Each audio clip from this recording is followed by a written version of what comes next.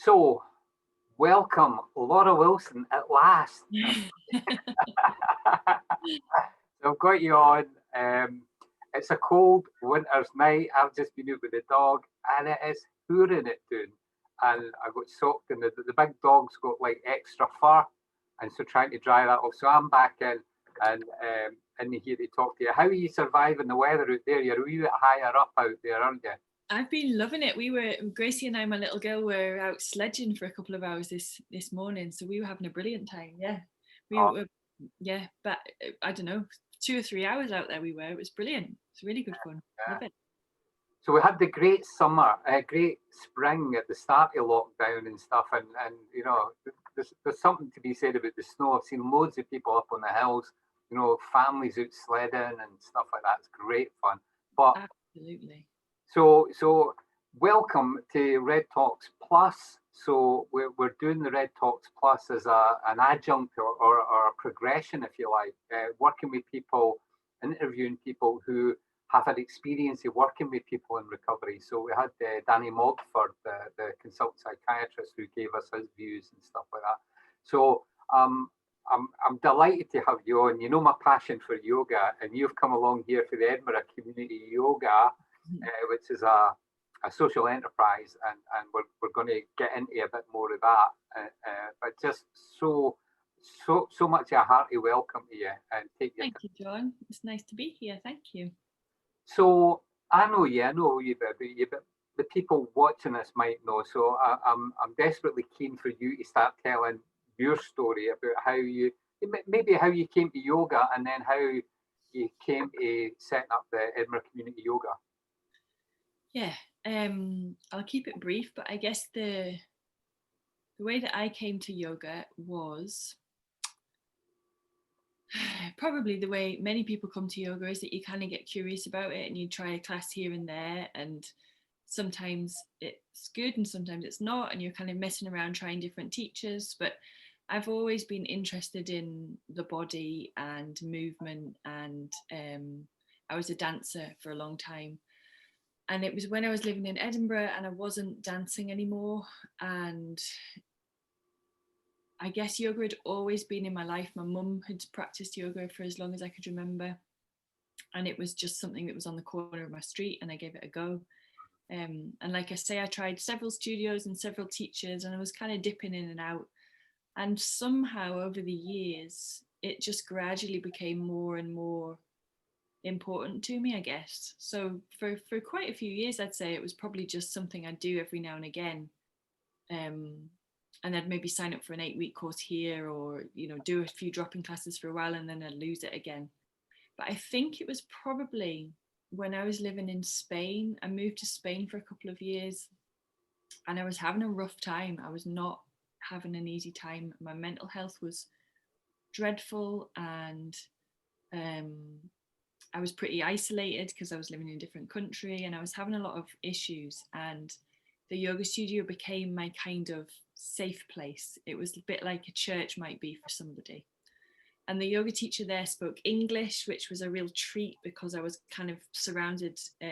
Obviously, I was completely kind of living the Spanish life. I was speaking Spanish everywhere I was. And so for someone to be able to speak my language felt really, really nice.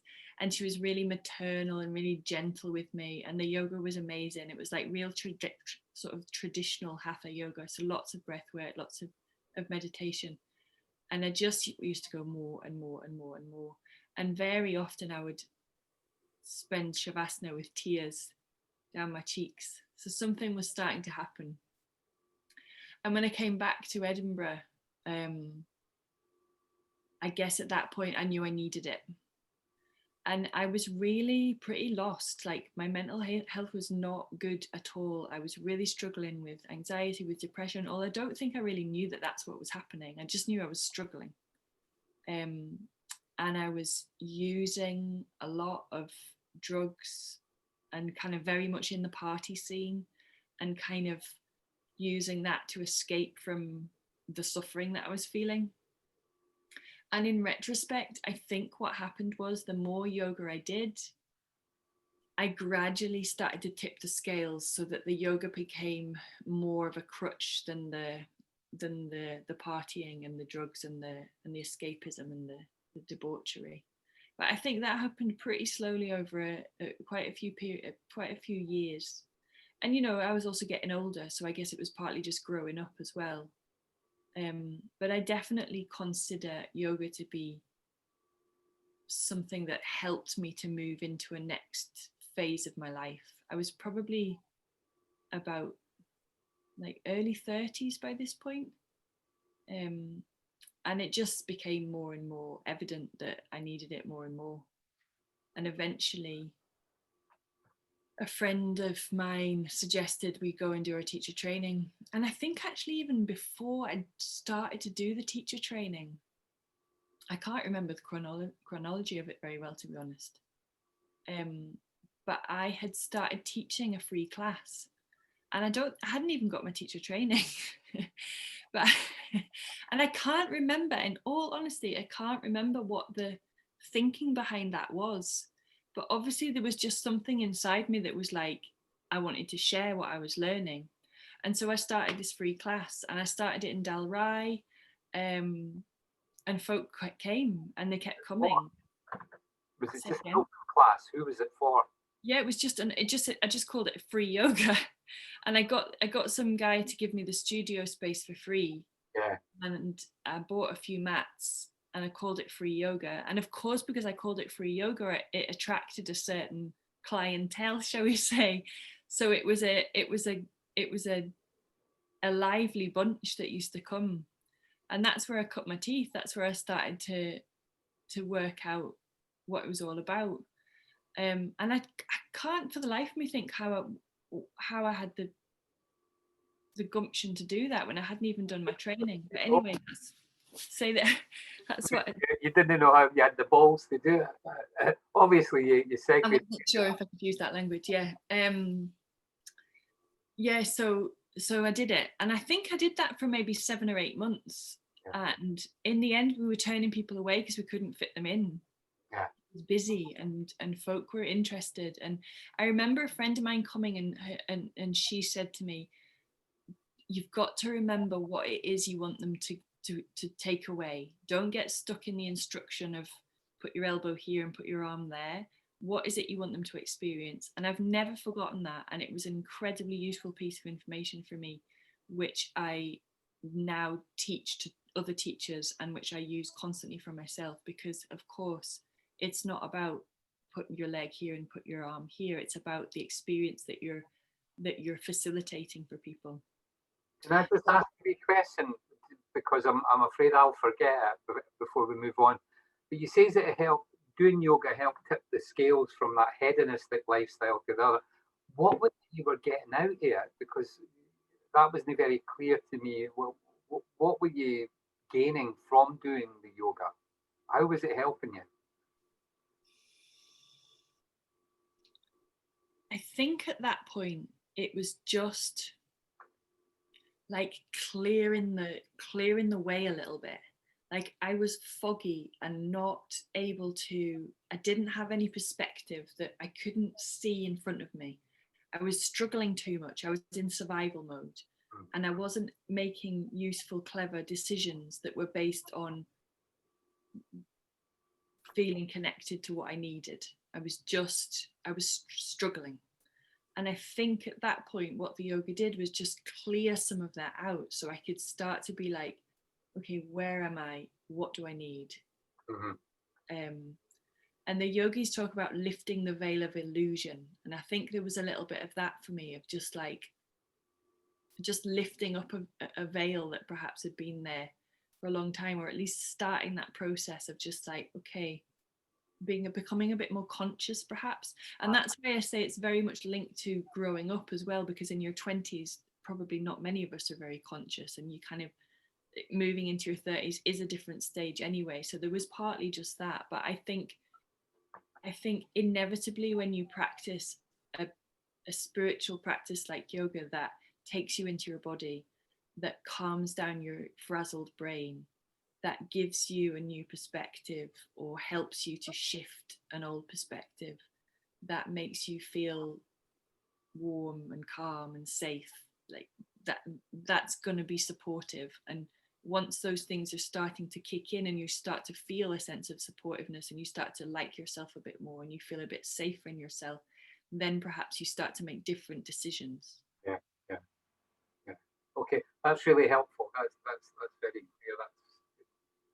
So I went to India and I went and did my training, and I did it in 6 weeks, and it was insane. And it was like 12 hours a day of, you know, yeah, chanting at 5 in the morning and headstands at evening and just everything. And I had this weird experience of kind of re-experiencing all of my biggest, not all of, some of my biggest kind of wounds, if you want to call them that, and having to relive them all and kind of reface them. And it was not an easy time for sure.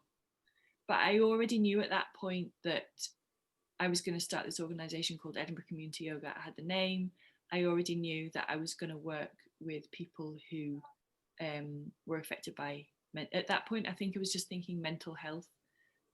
And perhaps I was just thinking about sort of socio-economic depravity more than anything else, I think. yeah, yeah. I'd been working parallel to this journey of my own. I'd been working with kids in the care system. So I was working in residential care, and I was working with families who were 99.9% of the time affected by addiction, always affected by poor mental health, children who were massively traumatized, parents who were massively traumatized. And there was virtually zero therapeutic intervention, and what was poor and badly managed, and there were waiting lists forever. And so I was having this middle class experience, if you like, of struggling and suffering with my own mental health and using yoga, and that did not seem to be available to these kids and these families. And so I was aware of that, and felt the imbalance of that. Yeah. So you were in. It was interesting because I was just thinking as I was coming through, because it was probably yourself and Lorraine, the other director of the organisation, that really introduced me to yoga in a way that made absolute sense to me. But I was just thinking, it's the inauguration of the new president in America. I was doing my teacher training in India when Trump won, and 4 Americans on the course, and they couldn't stop crying, like, you know, and they cry for days, like, you know, and it was like, but it's fascinating. So yeah, so you got this idea. You were working with the kids and families in care. What was the step that you had to take in order to set up the Edinburgh Community Yoga? So that was, I mean, even then, so we're talking 2012, and like I said, I was teaching without even having a teacher training. Like, yoga had not yet quite, it was just on the brink, but it had not become the kind of mainstream thing that it is now. There was not a studio on every corner like there is now. There was 5 or 6 studios in Edinburgh, and so it wasn't such an obvious career path, if you see what I mean. Like, and I quit my job. I was earning more money than I'd ever earned before, and I had, you know, a potential career trajectory with that working in care stuff. And I quit it because I had this idea, and I just started. I taught a class at somebody's work, and I think I must have just been teaching a couple of mainstream classes around and about. I found rooms to rent and things, but I also just phoned up a few organizations and said, do you want me to come and do some yoga? One of the first being the kind of creative arts hub bit within the Royal Edinburgh Hospital, the mental health hospital. So I pretty early on started working with psychiatric patients, which obviously was massively intense, but also incredibly rewarding and like the best training you could get. And then through that, I started to do other bits and bobs similarly within mental health, and then met a woman who was working at Leap, and she was doing kind of relaxation, massage, alternative therapy stuff there, and she was looking for someone to come and do some yoga. So that was my introduction to working with the addiction community. And I have to say, that was the first time when I started working at Leap, I was just like, I am exactly where I want to be, exactly where I need to be. Like, it was just one of those moments, they don't happen very often. Just being like, yeah, thank you. This feels good. And I guess there was a certain sense of it, of a kind of circular thing that yoga had definitely helped pull me out of the trenches. But also, I mean, it's ridiculous to talk about populations of people because people are affected by addiction from all kinds of walks of life.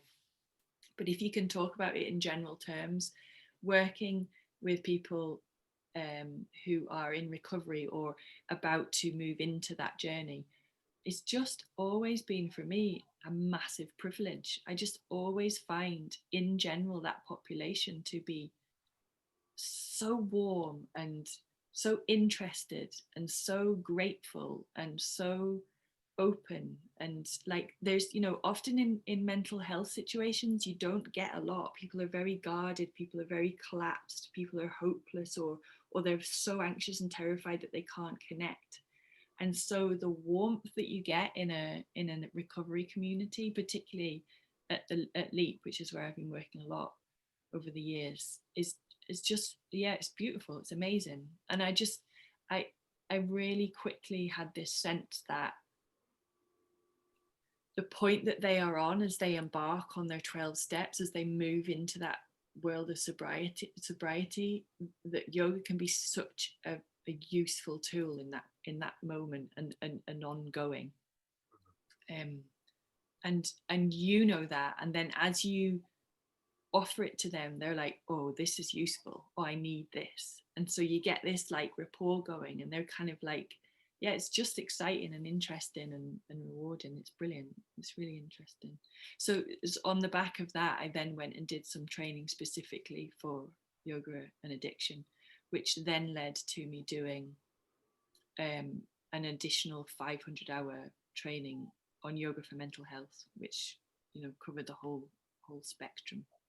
So yeah, you're a yoga therapist as well. Yeah, so I'm a minded yoga therapist from the Minded Institute, which gives me some kind of qualification around working specifically with conditions around mental health. So I work one-to-one with people, and I also work in groups. And the kind of training that gave me just underpins now everything I do, whether I'm working with the recovery community or within mental health or wherever I am. It was a fascinating insight. So as I started to do that training, I met Lorraine, who had similar ideas and was excited about the fact that I was already doing it, and we put our heads together. And I at that point had just got some funding from First Port, which was like a government agency that were helping social entrepreneurs to set up social enterprises, because the government's a big fan of social enterprises because it generates, you know, economy, I guess, and it's not charitable work, it's you know, there's business within it. So they gave me 20 grand. I spent a year applying and being knocked back and being knocked back and knocked back, and eventually they gave me 20 grand to set up the social enterprise. So I used that to pay myself and to pay Lorraine as we started to develop this work. And I think that was 2015 maybe. And if you scoot forward to now, we now run an outreach program of probably about 20 projects when we're not in COVID, which span all kinds of organisations, third sector mostly, some NHS work. And really our remit is to take yoga to populations and to places that it wouldn't necessarily normally be, to work with people who wouldn't necessarily walk into a yoga studio. And what we're really fascinated by is how we can take these practices and make them make sense to the people that are in front of us. So not diluting them, not changing them, not making them any less than what they are, but just how do you offer it in a way that it can land for people. and that can be different for different people, obviously. That was the huge part that I got when I came along to your classes when you were doing them for the Serenity Cafe, when you were doing them down there. It was the first time, because I'd been put off going to yoga. We go into other classes in studios where nobody told you why you were doing anything, what it was about. They rarely done any breath work. They really, and you know, it was like almost a perfunctory shavasana at the end, you know, and it was like, and you were surrounded by people that knew what they were doing, and it was really disempowering and it was really scary. But coming to your classes, it was complete opposite. Yes, you got the yoga, you know, you got the movements, you got all that, but there was explanation about what they were and why you were doing them and the beauty, and it was brilliant. It was like, and I seen, because it was other people in recovery that told me, John, you need to come to this yoga. And I was like, you know, I'd been doing a wee bit of Tai Chi most of my days, like, you know, but just a very little. And I was like, I'll go and try it. And it was miraculous. It was like, I felt so good after it.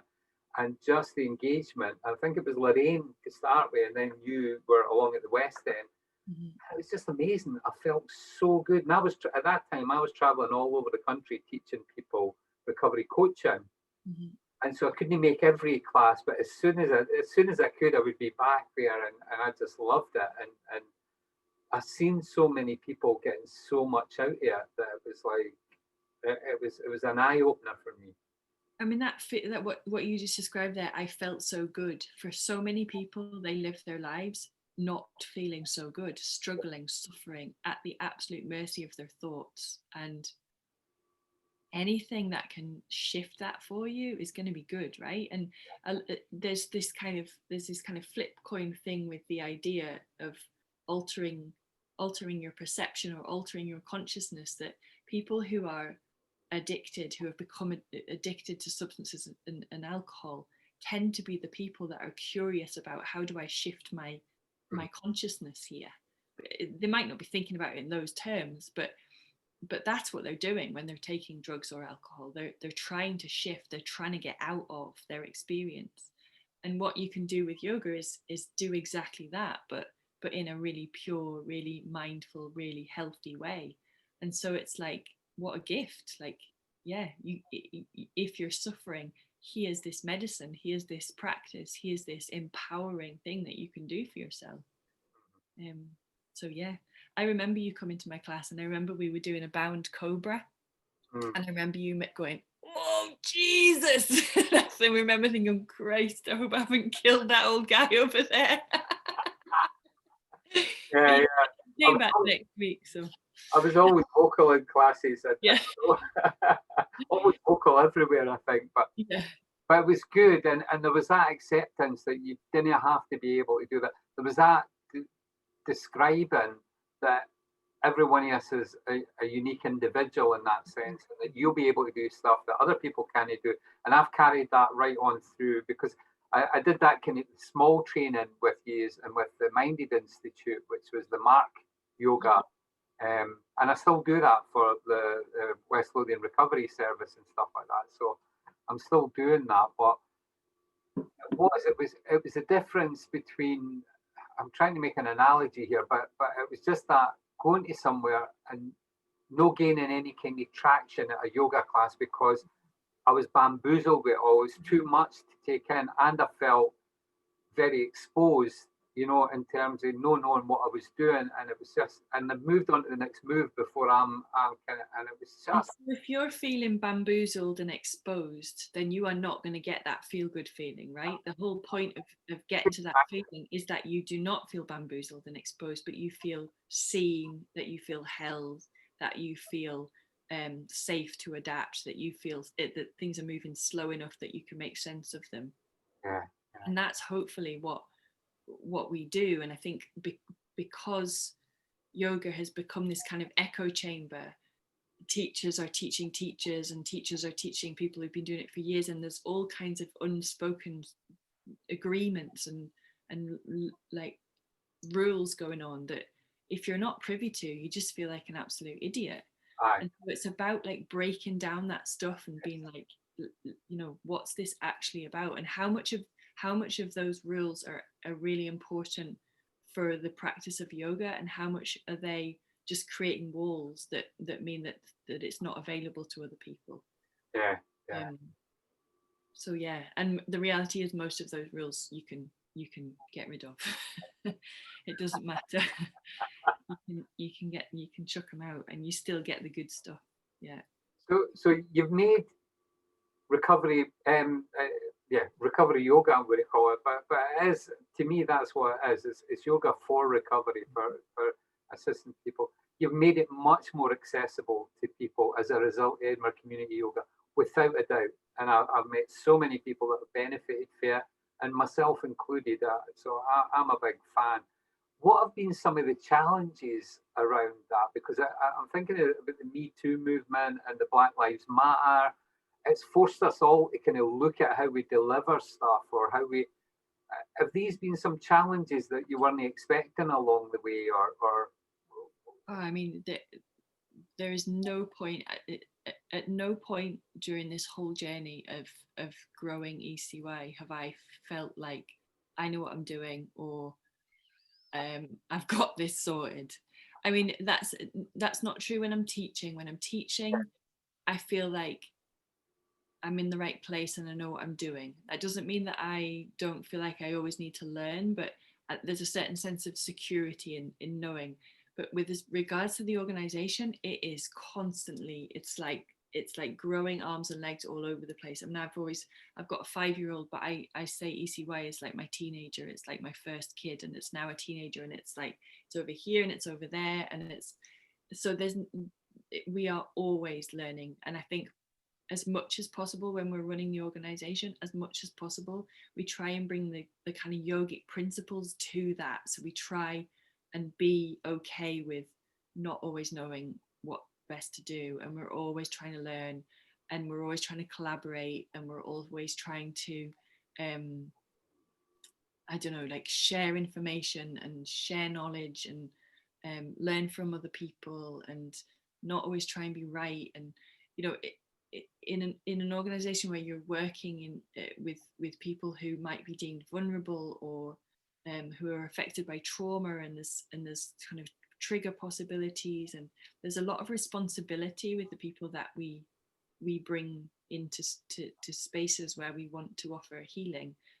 Offer healing's not the right word, but offer a space that feels therapeutic in some way, that feels safe, perhaps feels spiritual. And so that's the kind of end goal. But if you go backwards from that, there's all kinds of paperwork that has to come behind, and the bigger you grow, the more of that you have to manage. So things like Black Lives Matter hitting in the summer was suddenly like, whoa, wait a minute, look at our teaching staff, like how many black or brown faces do you see there? And we've always been really like proud of how accessible and inclusive we are, and how much we do for the community to make ourselves as inclusive as possible. But guess what, we weren't doing much around that at all, and there's loads more to do. And the stuff around Me Too as well, and the kind of expose of yoga gurus, and you know, there's a lot in the current mainstream yoga world that is pretty unpleasant. It's become a commodity, it's become a capitalist thing. And that whole conversation that sprung out of Black Lives Matter as well, around cultural appropriation, and about how much responsibility we as white Western teachers have to citate and reference where this practice came from. And you know, there's a lot of conversation there, there's a lot of stuff, and we've definitely been doing a lot of thinking and exploring around that stuff. It's been a very interesting time to be in this world. And you know, you can get really caught up in it, and you can freeze, and you can think, I can't do this, this is too much, or it's too scary, or it's you know, there's too much responsibility. But the reality is, like you just said, lots of people move and breathe under the name of Edinburgh Community Yoga, in a church hall here, in a community centre there, in a rehab center there, and they feel better for it. And in the end, that's the most important bit. And we've also done it in some really weird and wonderful other places. Just the moment. So what Edinburgh Community Yoga has, just to let the people know, is a number of, I suppose, are we associates or teachers, or what are we? But we're all part of the family, but none of us really, you know, we've all got our own jobs, or we're all doing other things as well. Yeah, really you're all self-employed. I guess especially you're like contractors, right? You're not employed by us yet. Yeah. And you've had me working, delivering with in the changing rooms at Hibs ground at Easter Road with a bunch of guys, you know, football supporters and stuff like that, with the what's the mental health charity, Scottish Mental Health Association, Sam H, yeah. Doing that project with them, which was brilliant. I loved it. I've also been doing it like in Princess Street Gardens, you know, it would pouring the rain when you were doing outside yoga. It was brilliant. It went really well. I mean, that is the beauty, right? You can do it anywhere, and it's portable. Yeah.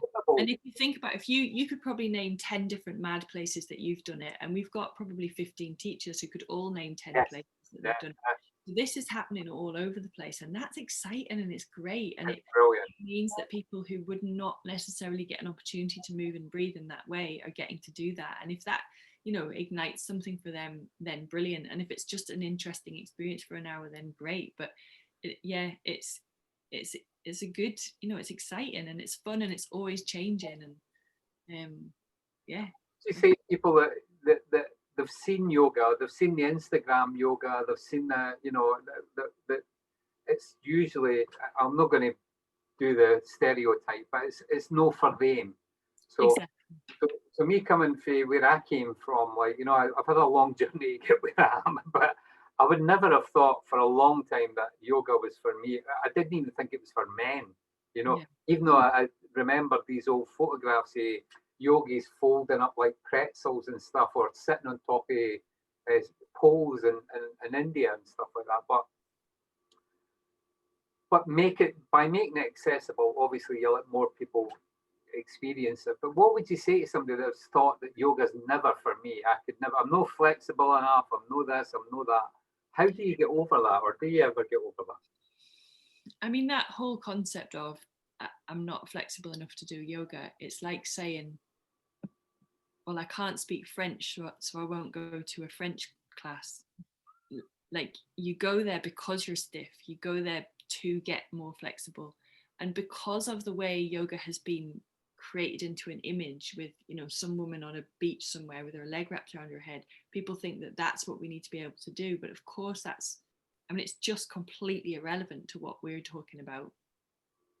So yeah, there's definitely some obstacles with regards to people thinking yoga is one thing. But for most people, some form of moving and breathing is possible. Yeah. And if you can let people know that as long as you can move in some form and breathe in some form, then you can do what we're offering, then they don't have much reason to suggest that it's not for them. And, you know, another one that I get a lot, and I get it a lot from people in Leap and at Serenity, and also from like nurses and doctors in the NHS. They're like, oh no, my brain, no way, like I can't do meditation, I can't sit still, no, that's not for me. And I'm like, no, it is for you. It's exactly for you. Because if you've got one of those mad brains that's jumping all around, and if you can't sit still for 2 seconds, then you need to learn both of those things. You need to learn to calm your mind, and you need to be able to calm your body, because I promise you, you will have an easier time at life if you can do those 2 things. And so it's about getting people to understand they don't have to already be there. If they're not there, that's much more the reality that they need to get themselves onto a yoga mat in some capacity. It's like the idea that you have to be able to stop thinking to meditate. If you stop thinking, you're dead. Like, we don't want you to stop thinking. We just need you to learn how to control it, to calm it a little bit. And I not think always to take cognizance of your thoughts, not always to kind of act on them or be afraid exactly, of. exactly. And how useful is that for somebody who is struggling with drug addiction and Yes. who's moving into a new period in their lives? Like if you can start to harness and get a sense of the fact that you are not your thoughts, that your thoughts can be over here telling you you're this or you're that, and reminding you of trauma, that whatever it might be, that if your brain is doing this all of the time, but you have got some practices that can just soothe it down, that can just allow yourself to move away from that, brilliant. That's so useful. And there's loads of different things like that that yoga can do to help you regulate, to help you be more present, so that you can actually resist urges when they come, when you can feel a sense of something kind of bubbling up, like, oh, wait a minute here, this is my trigger, this is where, and actually have some practices that you can use to take control. So I mean, yeah, it's a no-brainer, really. The sense of, I think it was Johann Hari says that the opposite of addiction is not abstinence. The opposite of addiction is connection. Connection. Yeah. So, how do you think yoga helps people with that? And and you've worked with so many people. I mean, a lot of people will be watching this. I've been in one of your classes or I've seen it, and and they're now well on the road to recovery and stuff. So, what would you say about that kind of connection? I mean, the idea of connection is 100% at the heart of what we do. And I think when you are in a headspace where you're feeling safer, where you're feeling seen, where you're feeling calmer, you are in a good place to feel a connection to yourself, because when you're all freaking out, you don't get that connection to yourself. You're in a startled place. So when everything starts to calm down, you can feel into yourself more. And you're not distracting yourself with mind altering something. Everything's going in and settling into that quiet. So that's your connection in. And then if you're in a room of people that are all doing that, there's this lovely sense. I mean, for me, that's the definition of spirituality, or that spiritual idea is like everyone's having that nice internal connection with themselves. And in doing that, you create this additional group connection. And one of the many definitions of yoga is to yoke, which is this idea of kind of combining and connecting and oneness. And so there's this lovely kind of sense of your internal connection, but also your oneness with the people in the room, and perhaps even beyond, with beyond that, to everyone that's living. And when you are in a state of calm, centered, peaceful, it's so much easier to feel a sense of those kind of elevated emotions of gratitude, of love, of connection, because you're not in defense mode, you're not in protective mode. And essentially, human beings want to connect. That's our first mode of protection. And so if you start to peel off the other modes of protection, those contractions that stop people from feeling, that stop people from trusting, you start to take those away, then the natural thing is they start to feel like, oh, wait a minute, I want to connect my humanness to your humanness. And once you start to do that, then that's the beginning of you moving into your next phase, right? You no longer need those protective mechanisms, those crutches that you've relied on before. And I mean, the other thing, the almost physical aspect as well, is that you meet new people very often. You meet new people who I've heard it described as you meet a new tribe. So you've got who are all trying to practice something to be a bit healthier, to improve their well-being, and that can be so different to the community that you've left. Exactly. If your tribe is all still it's still doing something that's for you no longer useful, then you need to find a tribe that's on the same path as you. And of course, one piece of well-being leads to another. If you're doing some useful mindful movement that makes you feel a little bit better, you're likely to sleep a bit better. And if you've slept a bit better, perhaps you're more likely to make a better decision about what you have for breakfast. Yeah. And if you're starting to eat a little bit better, your brain's going to feel a little bit better. And it's slow, but that's definitely what happened for me as I started to practice yoga. You start to feel more aware of your body. You don't want toxins in your body in the same way. You start to notice what you're eating. And the more you get on that journey, yeah, the more other wellness ideas start to come in, and your tribe is doing that and reflecting it for you. Yeah, that's really interesting. There's much more. I mean, there's so much connection that you do with the NHS and some of our other key partners.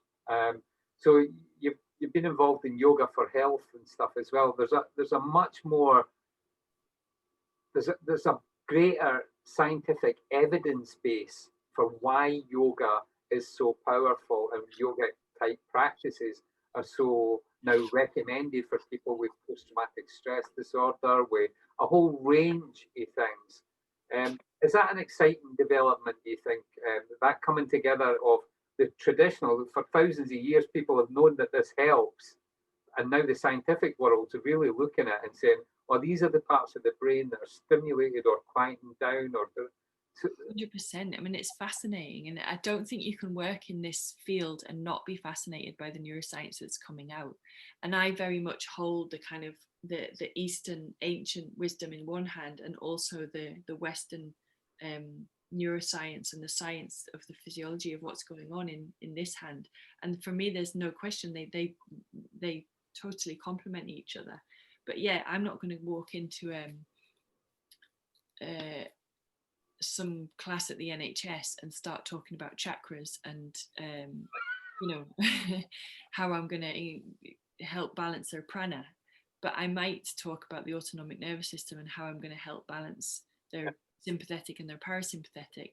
And essentially, when it boils down to it, I'm talking about the same thing. I'm talking about wellness. I'm talking about balance. I'm talking about feeling in a state of calm alertness. And when you're in that state, whether you describe it with this or this, you feel good. It's undoubtable. Yeah. That's brilliant. No, I mean, this has been a great conversation for me. I've loved it, and you know, where's it going next? I wonder, because I think, I mean, you've had me working when we were in COVID down in my own local GP surgery, Yeah. class for people trying to recover from various things, including addiction and stuff, and it's amazing, where all the kind of tentacles that ECY has put out and got there, and all the people that you've actually helped has been tremendous. Have you got any kind of standout memories of people maybe that you've worked with, or in, that have done well, or that have come and said something to you, or anything like that? It's really hard to. So people are always on my back to try and do well at the kind of the monitoring of the evaluation. And I find it really difficult because this stuff is not quantifiable. It's not easy to, it doesn't fit into a tick box very often. Yeah. But I am 100% sure that there are people who are taking what they're experiencing on the mat in classes that Edinburgh Community Yoga are running, and having those experiences and those lessons inform other aspects of their life. And yeah, you get people all the time saying, "Oh, that felt amazing," or "I haven't felt that calm forever," or "I had no idea I was holding that much stress," or "Oh my God, I just cried my eyes out about something that I didn't even know was still in there." You constantly get that kind of feedback.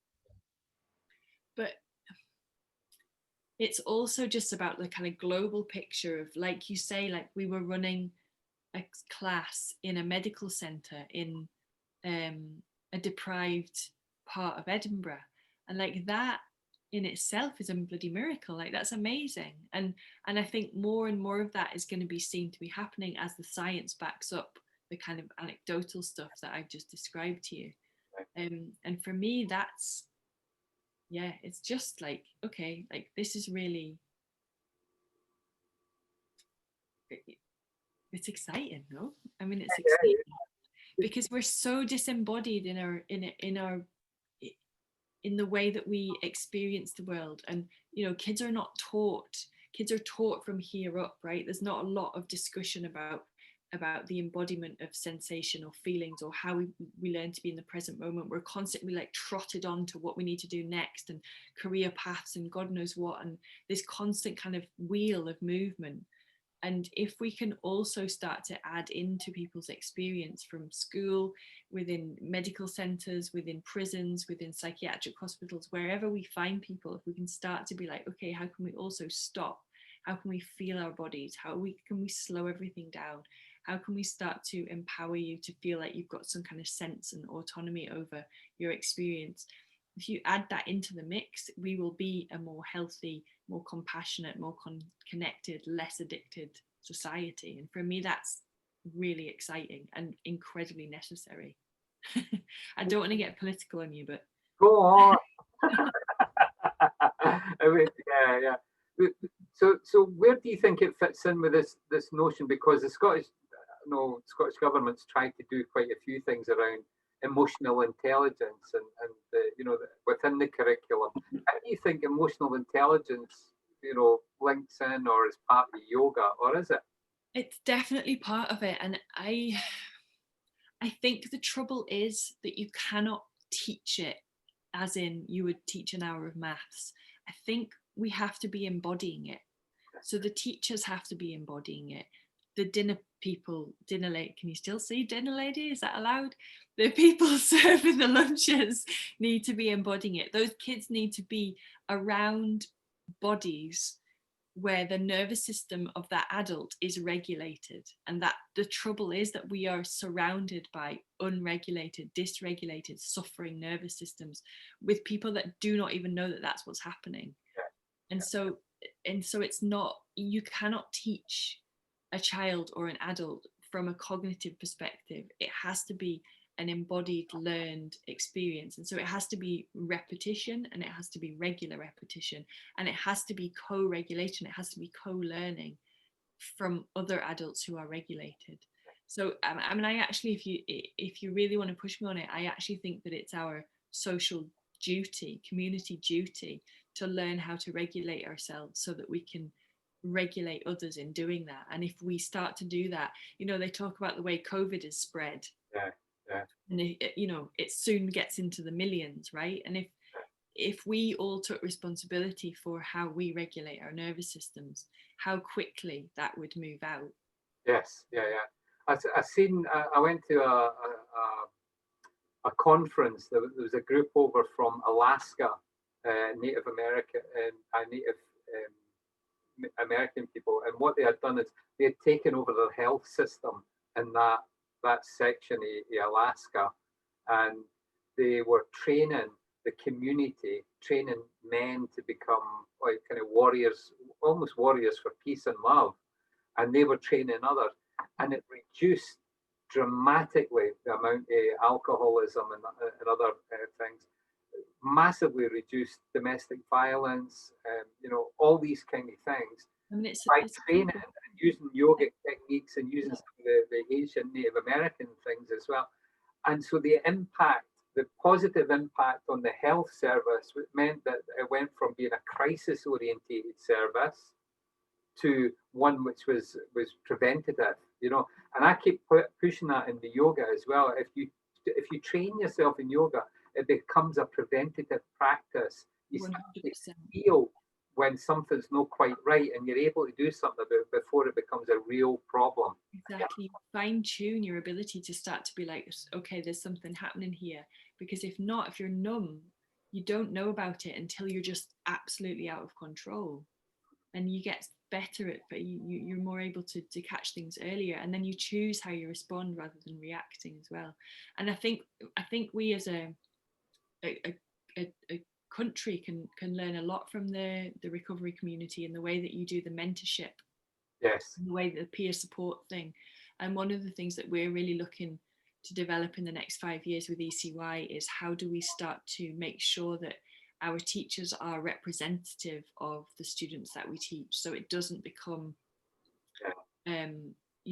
these people are the students and these people are the teachers, but the teachers and the students are all the same, and that people are coming to the studio and seeing themselves represented as the teachers. And I think that's the next step, is that in order to really make change happen, that's where we need to go next, for sure. And I get that you want to make that a bigger element, but I would argue you've already done a bit of that, but you're continuing to grow it because you've had your system. I was going to call it dowries. It's like an endowment to help people from my community, for the recovery community, to learn and develop as teachers as well, who then put back into their community. And I think that's a wonderful program, you know. And I know it, you know, doesn't always work out, but for whatever, you know, we've got to try. Like that's part of what we need to try to do, and it's definitely not easy, and we have run into problems with it. But that doesn't mean that we need to give up. And yeah, the reality is that's part of what we need to be doing if we want to make you know, real change, and not just be putting out fires, but actually making community change. And I think the reality is most of us feel like, on a government level, we can't wait for those guys to do this, to do it. Like, we need to do it on the ground, right? Like those, when you look at those people in suits who are making those decisions, they are the most dysregulated nervous systems out there. Yes. And so, you know, we need to get people on the ground. The weird job that they do, and they have to go back to the public for votes every so often. It's like, I wouldn't swap to be in their shoes. No, thank you. I've kept you longer than I'd say I would, but it's been a fascinating discussion, and I hope you know, everybody who watches it gets a fair bit out here. Will you put a link to our website on there? There's a few, there's a free resources page. Oh, that's right. Yeah. You've got Yoga Nidra and stuff on it as well. Yoga Nidras, and we're actually developing it at the moment. There's going to be additional stuff coming on. So there's a page there on the website where you can just go and check out free practices, 3-minute practices, 5-minute practices, 10-minute practices, really short and sharp. And we also offer mainstream classes, which obviously at the moment are currently online, and you can join those for as little as £1. So oh yeah, that'd be brilliant. So we'll get that, or I'll try and get one of my colleagues to do all those links and stuff. If not, it's just edinburghcommunityyoga.co.uk. You'll find it all on there. Yeah. Well, listen, pal, I really loved it. It's way past our kind of wind down time, I think, but I've really enjoyed interviewing you. I knew I would. It's a bit like a busman's holiday for me. Well, I know it's not. It's an easy subject for me to talk on too, and it's always a pleasure to talk to you, John. So thank you. Sorry, I was in my pajamas and I didn't realise we were filming. I thought it was just going to be my voice, so I'm sat here in my jammies, but that's all right. Wonderful. Listen, thank you so much. Loads of love. Yeah, okay. Namaste. Thank you, John. Cheers for now. All the best, pal. Bye.